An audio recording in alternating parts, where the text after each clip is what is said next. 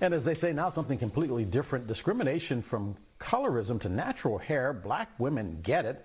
That's because perhaps from the time they were little girls, they've been discriminated against. So in an era where many are embracing their natural hair, many believe discrimination based on hairstyle is rooted in racism. Back then, we couldn't even talk about it.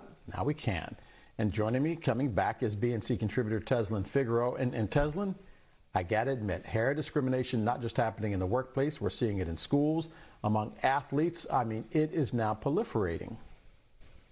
Absolutely. One reason why I found this story so interesting is on last week we were talking about policies that have been bumped up, from the grassroots activists. And one of the policies that was just passed in Oregon was protecting natural hair, which what we call a protective style. And it just reminded me, Dale, I have a girlfriend, a mentee, like a baby sister to me.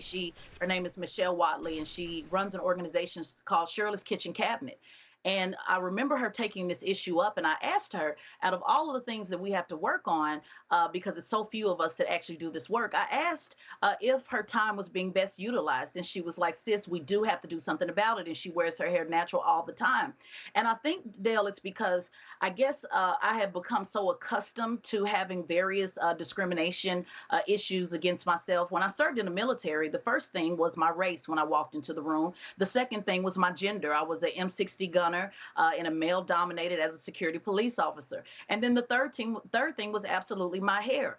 And I didn't look at it as an issue then because I just figured it's the military and we all need to be uniform and it is what it is. And because I'm constantly battling racism and gender, hair was just another fight that I didn't want to take up. But it is important that we're having this conversation, and particularly as more men are wearing their natural hair as well. And so I wanted to talk about this just to inspire people that change is happening. And the small things like this do make a difference. I know there are some that say, why not talk about voting rights or George Floyd or the economy? And we do, Dale, we do every day. Two things can be done at one time. But I did want to point this out because just like it takes two people to braid my hair for hours, we have to think about this in politics.